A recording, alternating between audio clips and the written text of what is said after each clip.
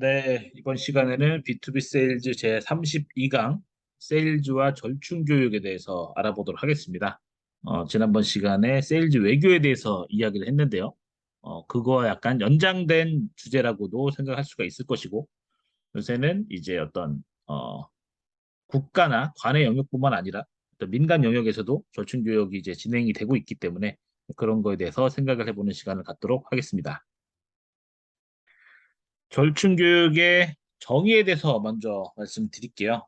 국외로부터 무기나 장비를 구매할 때 국외의 계약 상대로부터 관련된 지식이나 기술을 이전받거나 국외로 국산 무기, 장비, 부품을 수출하는 등 일정한 반대급부를 조건으로 하는 교육이다. 라는 게 이제 절충 교육의 정의가 되겠고요. 그래서 왼쪽 하단 보시면은 로키드 마틴이 어떤 우리나라의 차세대 전투기를 만약 수주를 하게 되면 절충교육 방식으로 국산품을 어느 정도 구매하겠다 이렇게 약속을 했다라는 이제 대목이 나옵니다. 그래서 우리나라 같은 경우에는 뭐 한 10조 원어치의 뭐 전투기를 구매하면 뭐 7조 원, 한 제가 알기로 한 70% 정도를 계속 어떤 절충교육의 기준으로 삼은 걸로 알고 있는데요. 한 7조 원 정도는 뭐 우리나라에서 관련된 어떤 부품을 구매를 한다. 이런 규정이 있었던 걸로 알고 있습니다. 아마 그게 이제 무기별로 조금씩 달랐을 텐데요.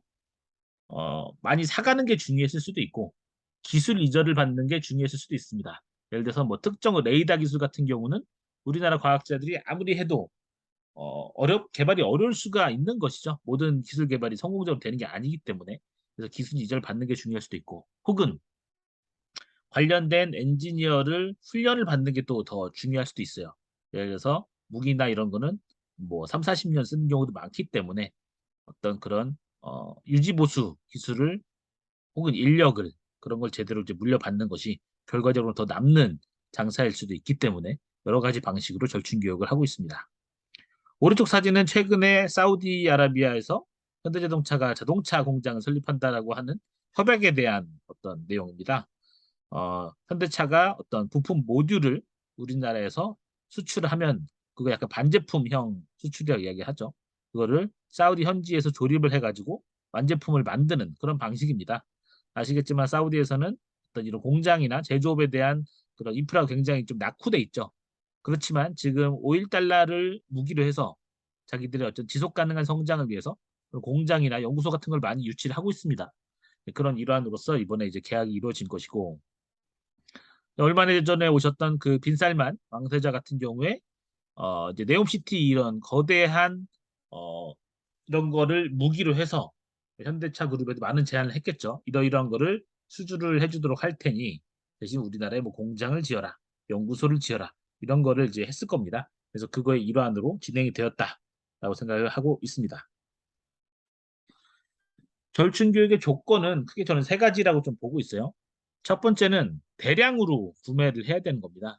어마어마하게 많은 양을 구매를 해야 요구를 할 수가 있는 것이죠. 몇 개 안 사면서 요구를 한다는 거는 있을 수가 없습니다. 두 번째는 최신품 구매예요. 최신품이라는 게 사실은 쉬운 게 아닙니다. 왜냐하면 우리도 신차를 구매를 할 때 보통 1, 2년은 지나야 그 차를 사라라는 이야기를 좀 하는 경우가 많이 있어요. 왜 그러냐? 성능이나 기술적인 어떤 결함이 있을 수도 있기 때문이죠. 차세대 전투기 같은 거 말할 것도 없습니다. 차세대 어떤 철도도 마찬가지고. 근데 이런 레퍼런스가 없는데 누군가 먼저 사준다라고 하면은 많은 것을 요구를 할 수가 있겠죠. 절충교육 형식으로. 세 번째는 장기 구매예요. 여기도 써 있지만 43년 된 어떤 그 전투기가 이번에 추락을 해서 안타까운 일이 있었는데요. 3, 40년 이상 운용을 한다라는 뜻입니다. 그렇게 되면 거기에 따른 유지 보수, 인력, 부품 이런 이슈가 계속적으로 존재를 하는 거죠. 장기간 구매를 할 수밖에 없어요. 그렇기 때문에 이런 것들이 조건이 맞아지면 절충 교육의 대상이 됩니다. 그러면 절충 교육에서 어떤 걸 요구하느냐? 크게 역시 이것도 세 가지로 나눌 수가 있습니다. 첫 번째는 현지 생산이에요. 이 사진 보시면 이제 에어버스 항공기입니다. 에어버스는 보잉과 더불어서 전 세계 항공기 어, 민간 항공기 시장을 완전히 장악하고 있는 기업 중에 하나죠. 근데 대한항공이 여기에서 많은 어떤 항공기를 수입을 합니다. 그러면 가만히 있느냐? 그런 게 아니라 우리도 날개 일부를 좀 생산할 수 있도록 그걸 주라라고 이야기를 해서 그런 거에 대해서 에어버스 입장에서는 대한항공이 큰 손의 고객이기 때문에 오케이를 해서 일부 날개 생산 권한을 주는 겁니다. 그러면 권한만 주느냐? 되는 게 아니죠. 에어버스가 기술을 다 갖고 있기 때문에 기술 이전도 해야 되고요. 그거를 실질적으로 생산하고 운용할 기술 인력에 대한 교육 훈련도 필요한 겁니다. 그렇기 때문에 이런 것들이 차곡차곡 쌓여서 우리나라 어떤 대한항공 크게 봤을 때는 우리나라 전체 항공산업의 발전에 이바지를 할 수가 있게 되는 것이고 좀 더 나아가면 우리 자체적인 민간 항공기도 만들 수가 있게 되는 거겠죠. 그거를 노리고 절충 교육을 하는 거다라고 볼 수가 있겠습니다.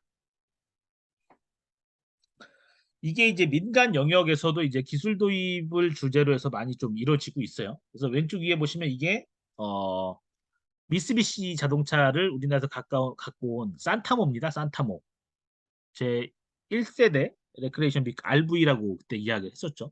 산타모가 이때 미쓰비시 자동차의 샤리오라는 모델을 그대로 이제 갖고 와서 만든 케이스예요. 이런 걸 통해서 기술이 축적이 되고 하면서 결과적으로는 지금 현대기아차는 미쓰비시보다 훨씬 큰 회사가 되었죠. 오른쪽 TV 어디 겁니까?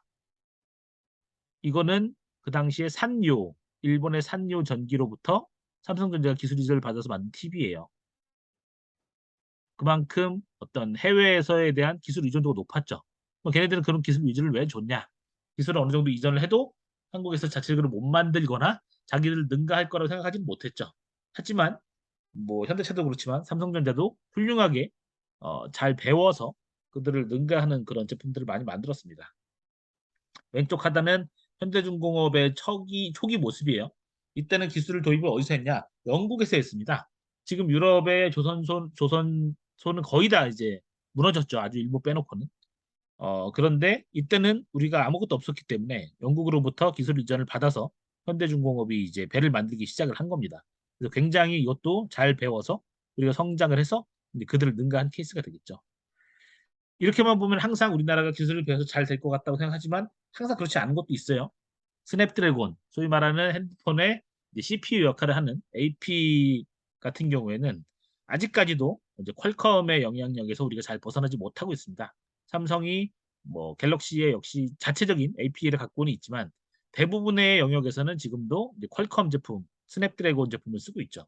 그래서 민간 기술 같은 거를 다양한 건 이때는 이제 삼성이 뭐 AMD나 다른 업체를 통해서 기술을 많이 도입하고 했지만 자체적으로 실패하거나 도입을 했어도 잘 되지 않는 경우도 많이 존재를 해요. 그렇지만 어쨌든 기술 도입을 통해서 자신의 어쨌든 경쟁력을 강화하려는 노력은 계속되고 있고 지금 무기 수출을 할 경우에 우리나라도 기술을 이제 그 나라들에게 업체들에게 제공을 하고 있는 그런 상황이 되고 있습니다.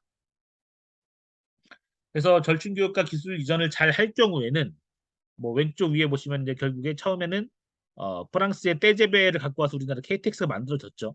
근데 지금은 그걸 발판으로 해서 KTX 산천, KTX 이음 이런 어쨌든 2세대, 3세대 고속철도가 계속해서 만들어지고 있습니다. 그런가 하면 오른쪽 위에 보시면 이제 국산 전투기 KF-21 이런 것들이 이제 만들어져서 뭐 첫 시험 비행에 성공했다 이런 뉴스가 나오고 있어요. 계속해서 많은 해외 전투기를 구매를 해서 절충 교육을 통해서 기술과 노하우를 쌓아서 자체적인 어쨌든 개발로 이제 나아가려고 하려고 있는 상황이고요. 그런가 하면 왼쪽 아래 보시면 아까 말씀드렸던 삼성전자의 어떤 AP 엑시노스라는 건데요. 엑시노스는 여전히도 뭐 기술적인 측면, 뭐 시장적인 측면 이런 측면에서 아직까지는 많이 두각을 나타내지 못하고 있습니다. 그래서 뭐 기술 이전을 했다고 해서 잘 된다는 보장 꼭 없다라는 거죠. 신약 개발 같은 경우도 마찬가지예요. 신약 개발의 경우에도 우리나라가 아직은 선진국에 비해서 많이 이제 뒤처진 영역입니다. 그래서 기술 이전도 많이 받고 여러 가지 시도를 하고 있지만 그럼에도 불구하고 아직까지 이제 많은 성과가 나오고 있지만 그래도 기대했던 것만큼은 아직은 아닌 것 같아요. 그래서 100%는 없고 역으로 우리나라가 지금은 기술을 많이 이전해주고 있는 상황이기 때문에 그럴 경우에 폴란드든 인도네시아든 인도든 이런 기업들이 치고 올 수도 있는 것이죠. 그럼에도 불구하고 어쨌든 당장은 이제 어떤 추가적인 수입을 올릴 수가 있고 현재 입장에서는 그 나라의 기업들이 빠르게 치고 올라올 거라고는 생각하지 못하기 때문에 기술을 이전해 주는 것이다. 그리고 우리나라의 어떤 매출을 높일 수 있고 국익 측면에 도움이 되기 때문에 하고 있다라고 말씀을 드릴 수가 있겠습니다.